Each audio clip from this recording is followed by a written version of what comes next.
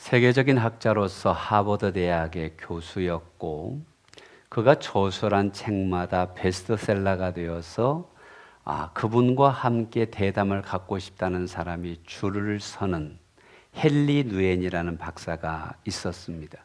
근데 그분이 갑자기 이 하버드 대학의 교수를 그만두고 데이브레크라는 정신박약자 수용소에 가서 직원으로서 봉사하는 삶을 살았습니다. 사람들이 이해할 수 없는 선택에 대해서 질문을 할 때 그분이 예수의 이름이라는 책에서 왜 그러했는가라는 것을 표현을 했는데요. 성공을 추구하며 정상을 올라가려고 할 때 예수님이 안 보이더라는 거예요.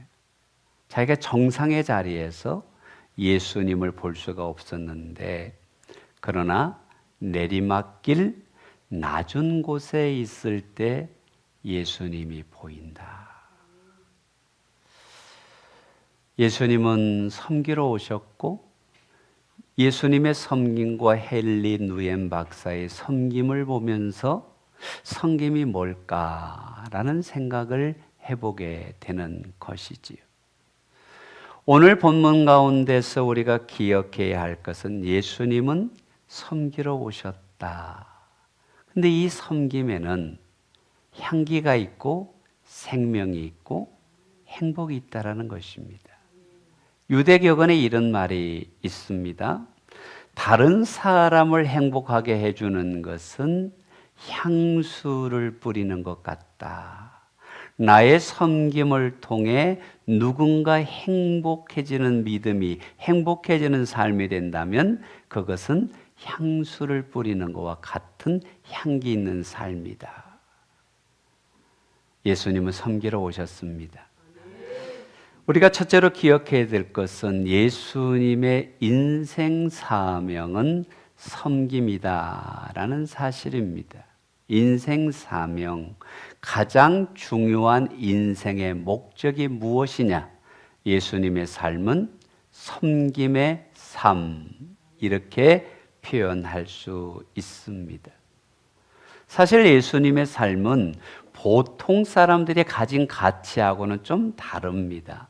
니체가 뭐라고 했냐면 생물이 존재하는 모든 곳에는 권력에 대한 욕구가 있다 그랬습니다.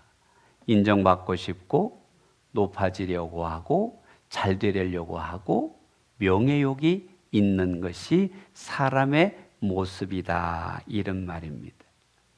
그런 모습은 3년간 예수님을 따라다니며 훈련을 받았던 제자들에게도 볼 수 있습니다. 야고보와 요한 형제가 예수님의 나라가 오거든 우리를 우편에 우리를 좌편에 앉혀달라는 청을 하게 되지요. 높아지고 싶었지요. 권력에 대한 욕구가 있지요. 그 소리를 들은 다른 제자들이 화를 내면서 왜 너희들만이냐라는 욕망에 대한 갈등이 표출될 때 예수님이 제자를 부르셨어요. 그리고 나는 어떻게 사느냐를 말씀을 해주셨어요. 그것이 본문인 것이지. 우리 주님께서 하신 말씀은 무엇이냐면 나는 높아지려고 온 게 아니라 섬기려고 왔다. 높아지는 것이 목적이 아니다.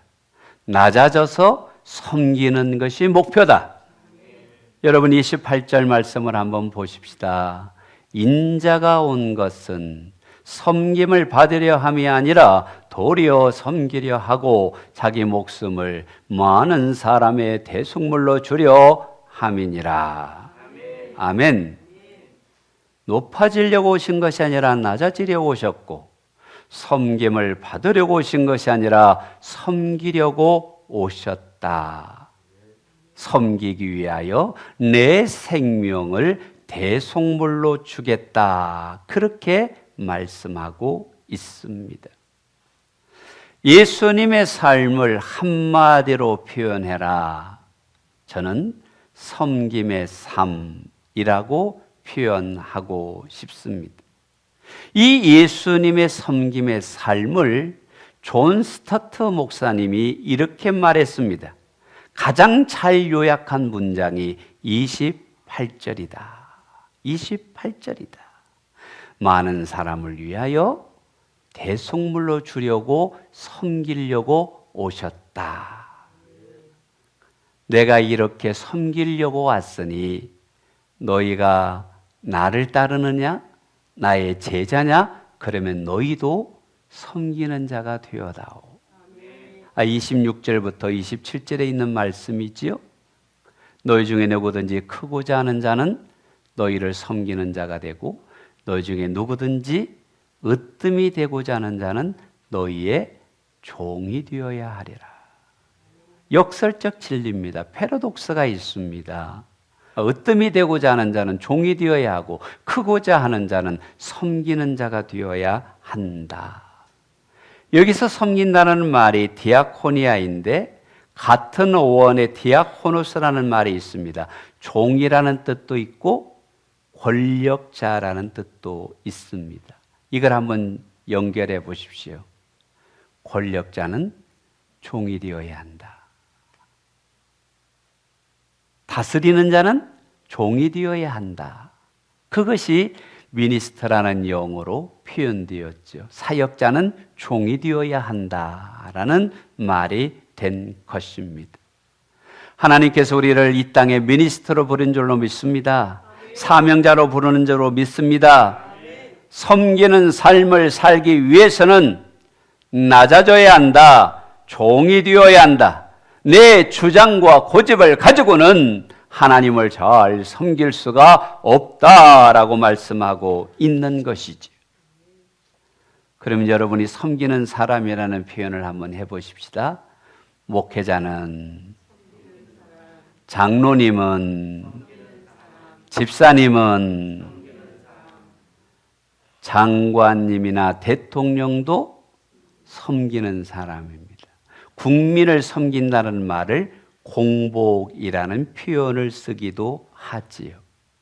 섬기는 리더가 존경을 받고 섬기는 리더가 사랑을 받고 높이 오를수록 더 잘 섬겨야 그는 위대한 삶을 사는 것이지요.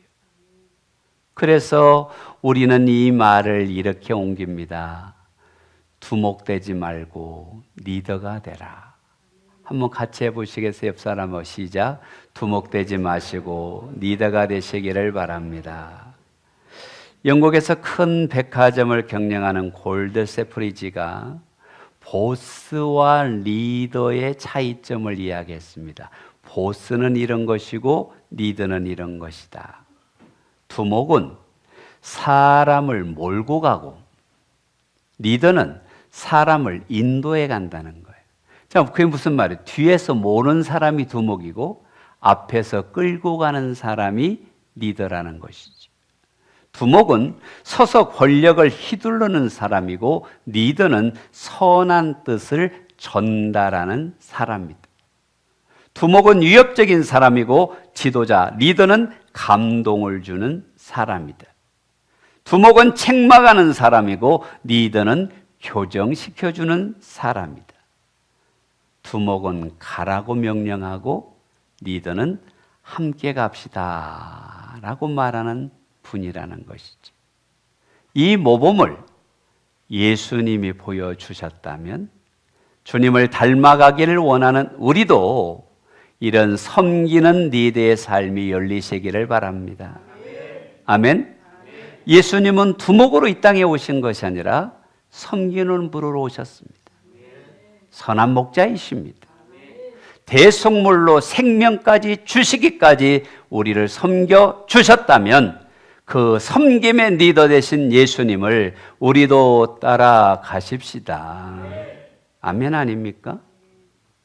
그렇다면 두 번째로 우리는 누구를 섬겨야 할까라는 물음에 직면을 하게 됩니다. 누구를 섬겨야 할까?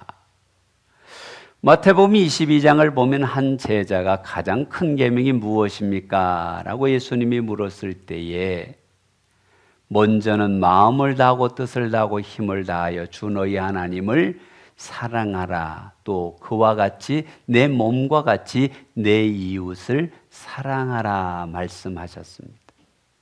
우리가 섬겨야 하는 대상이 제일 먼저 누구라는 것입니까? 하나님이시라는 겁니다. 아멘.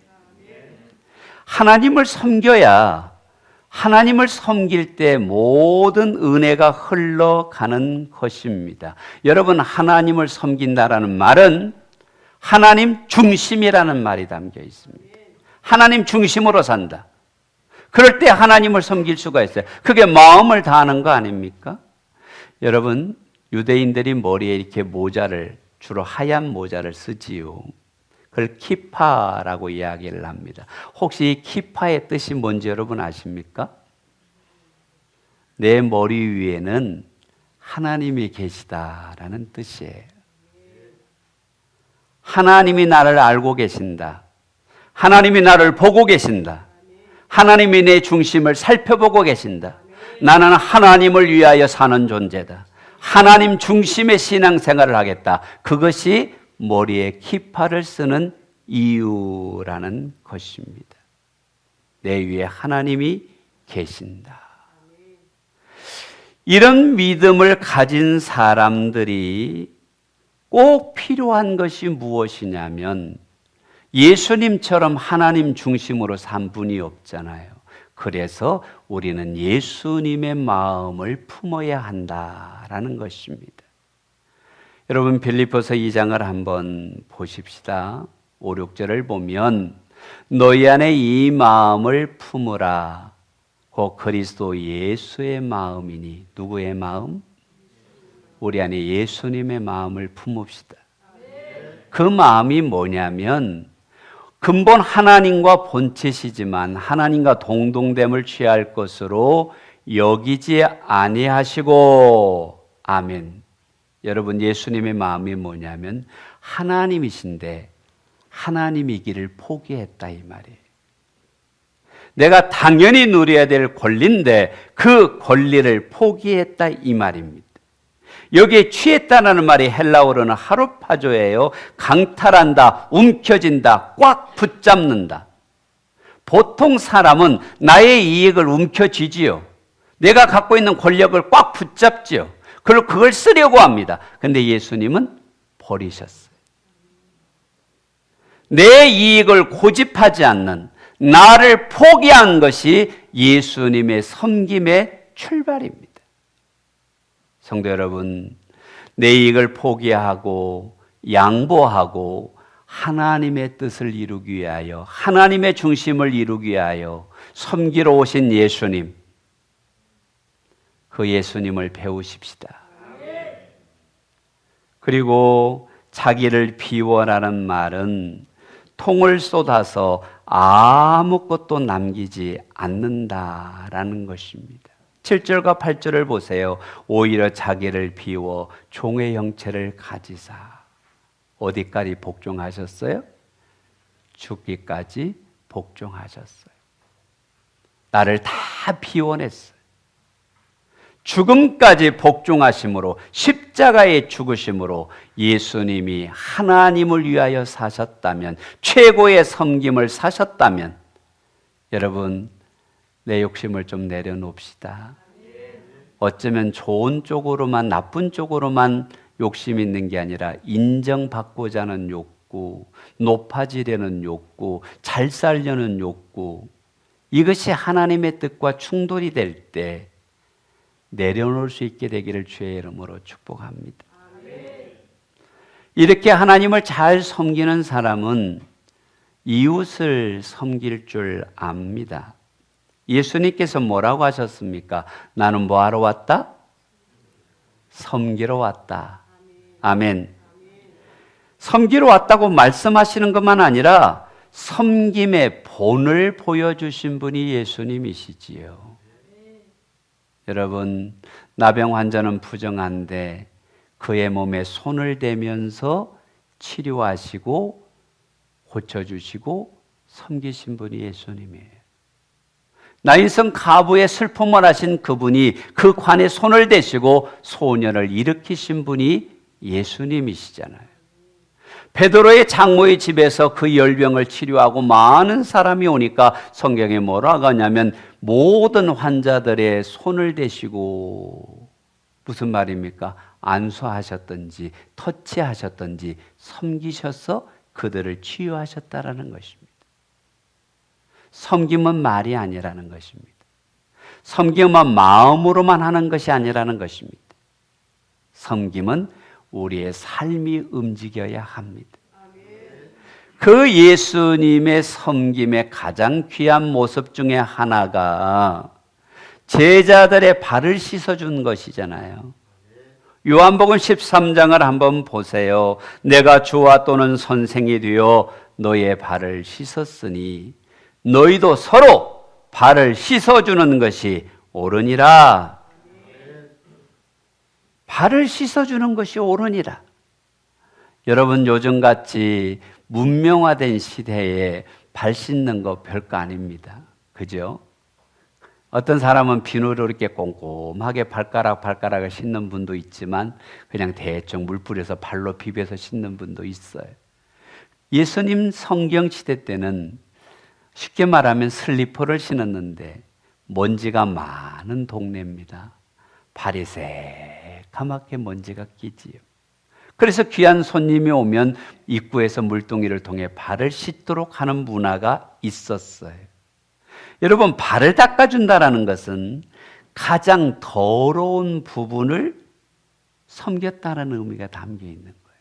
여러분, 생각을 해보세요.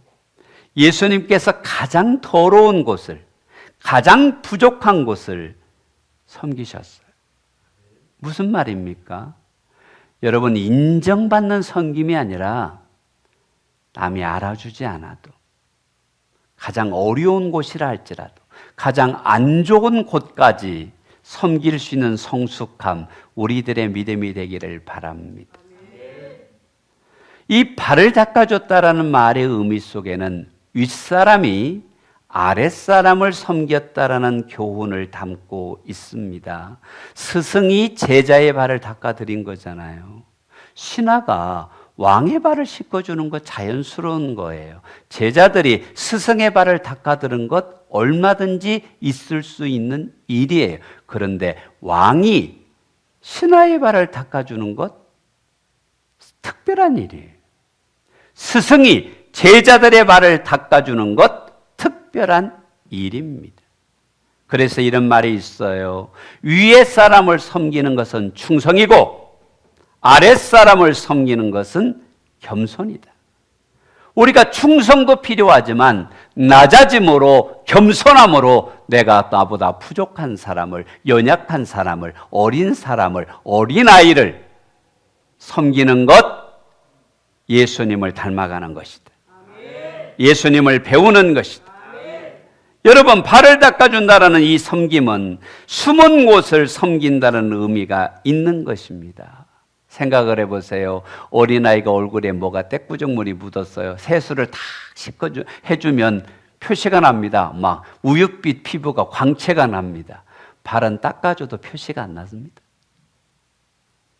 우리 주님이 말씀하시는 것은 광나는 곳에서 일하려고만 애쓰지 말고, 얼굴 드러내면서만 섬기려고 애쓰지 말고, 보이지 않는 곳에서, 냄새나는 곳에서, 감추어진 곳에서 섬김의 삶을 살아보자. 그것이 복음이다. 그게 복음의 은혜를 갖고 있는 사람들의 모습이다. 대가를 바라지 않고 주님 때문에, 주님이 나를 사랑하셨으니 나도 주님을 사랑해서 주님 닮아갑니다. 아멘. 예수님은 섬기러 오셨잖아요. 하나님을 마음 다해 섬기셨어요. 하나님 중심으로 하나님의 뜻을 이루기 위해서 사역하셨어요. 그리고 이웃을 섬겼고 제자들도 섬겼어요. 이분이 우리 주님이세요. 그러면서 말씀합니다. 내가 이렇게 섬겼으니, 이렇게 본이 되었으니 우리 함께 가자. 두목이 아니라 섬김의 리더시죠. 명령하는 분이 아니라 먼저 본을 보이시고 이제는 함께 가야 되지 않겠느냐. 성숙한 신앙의 차이가 뭘까요? 이 말씀을 듣고 실천적 신앙을 가진 사람은 영적으로 성숙한 것입니다. 그런데 그 말씀을 듣고 은혜에 머물러 있다면 아직도 그 사람은 예수님을 온전히 따라가지 못하고 있는 것이지요. 주님을 따라 섬김을 가진 성숙한 우리가 되기를 주의 이름으로 축복합니다. 브라운이라는 분이 이런 말을 했어요. 사랑은 둘을 주었으니까 하나를 달라는 게 아니다. 9을 주고도 하나를 더 못 줘서 안타까워하는 것이 사랑이다.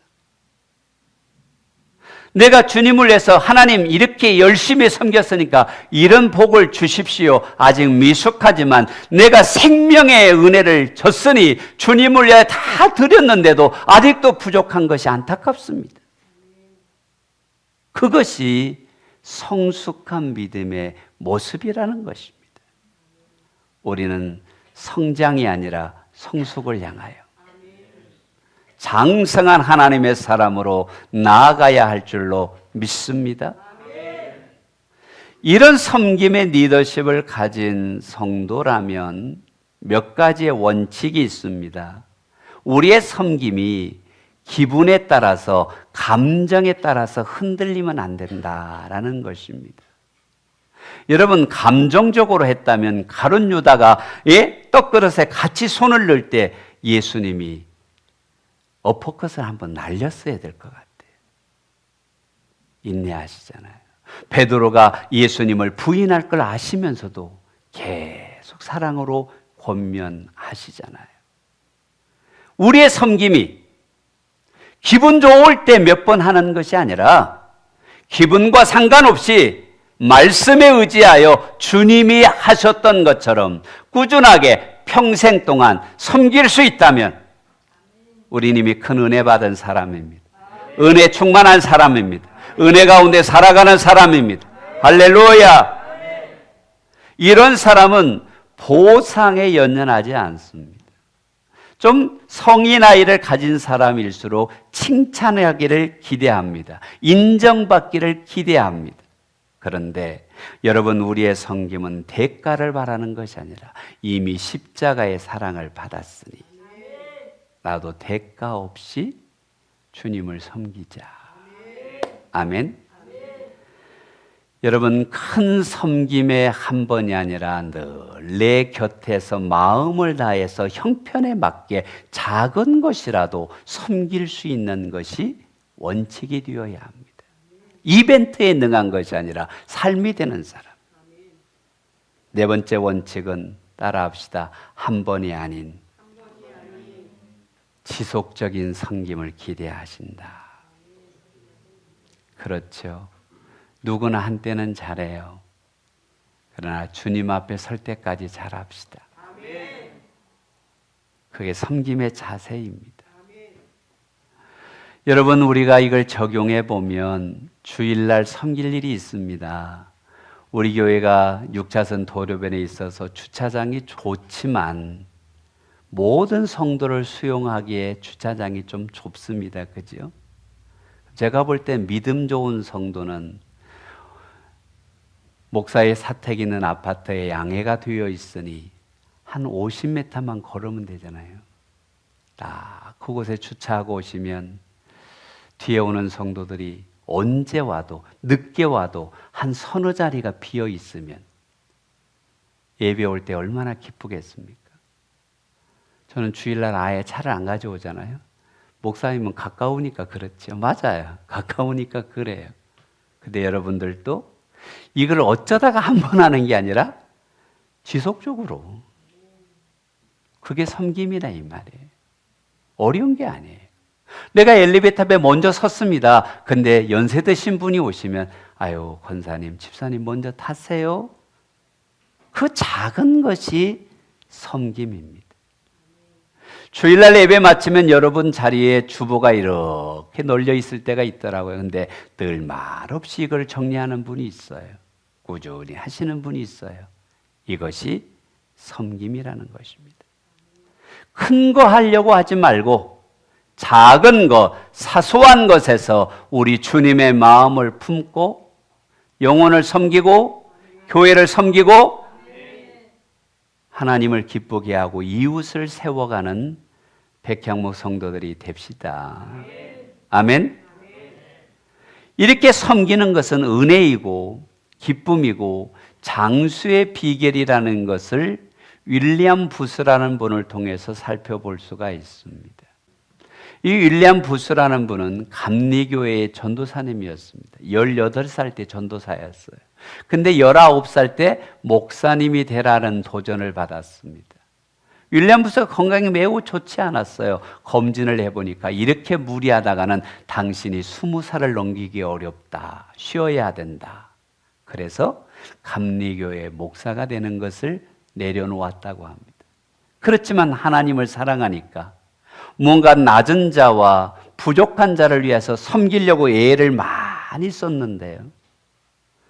규칙적인 생활, 봉사활동에 전념했는데 그분이 83세까지 사셨습니다. 구세군의 창설자인 윌리엄 부스를 이야기하는 것입니다. 사명이 있는 자는 죽지 않는다. 사명이 있는 자는 건강의 은혜도 주신다. 그의 아들인 브라멜 부스도 매우 연약했다고 합니다. 다른 사람의 도움이 없이는 계단을 잘 못 올라갔다고 그래요. 근데 아버지를 보면서 봉사의 삶을 살았는데 그도 73세까지 건강하게 사명을 감당하다 갔습니다. 요즘 시대에 73세, 83세지요. 수백 년 전에 이것은 굉장한 것입니다. 무슨 말입니까? 섬김의 삶을 살면, 희생의 삶을 살면, 사명의 삶을 살면 하나님이 건강도 주시더라. 그래서 오죽하면 내가 썩어 없어지는 것이 아니라 닳아서 없어지는 삶을 살겠다고 고백하겠습니까? 섬김의 삶, 사랑의 모습입니다. 봉사의 삶, 우리 주님이 본을 보여주셨습니다. 여러분, 우리의 행복은 소유에 있는 것이 아니라 높은 지위에 있는 것이 아니라 섬김에 있습니다. 나눔에 있습니다. 얼마를 벌었냐보다 얼마를 나누었느냐가 더 중요한 가치가 되기를 주님의 이름으로 축복합니다. 오드리 헵번이 귀한 말을 하셨어요. 하나님이 우리에게 두 손을 주신 것은 한 손은 나를 돕기 위함이고 다른 한 손은 다른 사람을 돕기 위해서 쓰라는 것이다. 나를 위한 것은 하나님의 계획이 아닙니다. 너를 위하여, 우리를 위하여 함께 가는 것입니다. 사랑하는 성도 여러분, 우리에게 주신 생명 붙들고 그 생명으로 섬기며 나누며 함께하며 주님을 따라가는 백향목 성도가 되십시다. 아멘. 마지막으로 섬김의 목적을 분명하게 기억해야 합니다. 우리가 왜 섬기느냐? 물론 섬김은 따뜻하게 하고 행복하게 하고 섬김을 통해서 많은 사람이 위로를 받는 것이 사실입니다. 그러나 그것은 궁극적인 목적이 아니라는 것입니다. 여러분, 예수님의 섬김의 목적을 28절에서 분명하게 말씀합니다. 자기 목숨을 많은 사람의 대속물로 주려 함이니라. 구원하기 위해서 목숨을 주셨습니다. 구원하기 위해서 목숨을 주셔서 섬겨주셨습니다. 예수님은 예수님의 섬김을 통해 모든 사람이 하나님 앞에 영생을 누리도록, 이것이 섬김의 목적입니다. 우리를 구원하기 위해서 섬기셨다, 이 말입니다. 그 섬김의 절정이 십자가요, 그 섬김의 절정이 대속의 죽음이라는 것입니다. 여러분, 이 땅에 교회가 존재하는 가장 큰 목적, 서비스를 통해서 이루고자 하는 목적이 무엇입니까? 성도들의 행복이 초점이 아닙니다. 영원 구원인 줄로 믿습니다. 주님은 처음에는 우리를 오라라고 말씀하시지요. 나를 따라오너라, 오라. 수고와 무거운 짐진 자들아 내게 오라. 주님을 만나고 은혜 받고 사명으로 충만해지면 그 다음에 주님은 뭐라고 하십니까? 오라는 말씀이 1800번 있지만 그 다음에 주님의 명령은 분명합니다. 뭘까요? 가라입니다. 모든 족속으로 제자를 삼으라. 땅끝까지 이르러 내 증인이 되라. 가라입니다. 우리의 섬김을 통해 이루기를 원하는 궁극적인 목적을 예수님은 누가복음 19장 10절에 이렇게 말씀합니다. 인자가 온 것은 잃어버린 자를 찾아 구원하려 함이니라. 우리의 섬김과 우리의 헌신을 통해 하나님의 나라가 확장되는 것이 섬김의 목적이다. 이 땅에 교회가 존재하는 가장 중요한 이유는 영혼 구원이다. 아멘. 그래서 디모데후서 4장 5절에 이렇게 말씀합니다. 너희는 모든 일에 신중하여 고난을 받으며 전도자의 일을 하여 내 직무를 다하라. 성경은 한 번도 너의 구원으로 만족하라고 말씀하지 않습니다. 내가 예수님으로 인하여 행복자가 되었다면, 은혜 받은 자가 되었다면 이제는 가라, 전도자가 되라, 이런 영혼을 찾으라. 그것이 예수님의 선교의 목적이었습니다. 여러분, 우리의 섬김을 통해 영혼이 더하여지기를, 하나님의 나라가 확장되기를, 그리하여 주님의 교회가 부흥을 경험하기를 주의 이름으로 축복합니다. 이 사명을 위해서 예수님이 이 땅에 오셨어요. 이 사명을 위해서 예수님이 섬기셨어요. 이 사명을 위해서 예수님이 죽으셨어요. 우리는 그 사랑과 섬김과 은혜로 구원받은 자가 된 것인 줄로 믿습니다. 그런 주님이 말씀합니다. 요한복음 20장을 보세요. 아버지가 나를 보낸 것처럼 나도 백향목 성도들을 보내노라. 영혼 구원하라고 보내노라. 전도하라고 보내노라. 예수님의 인생 사명이 섬김을 통한 구원이라면 우리들 또한 우리의 섬김을 통해 영원 구원이 일어나기를 주의 이름으로 축복합니다. 주님이 오늘 우리에게서 섬길 자를 찾으십니다. 섬김의 열매는 구원인데 누가 나설까? 누가 섬길까?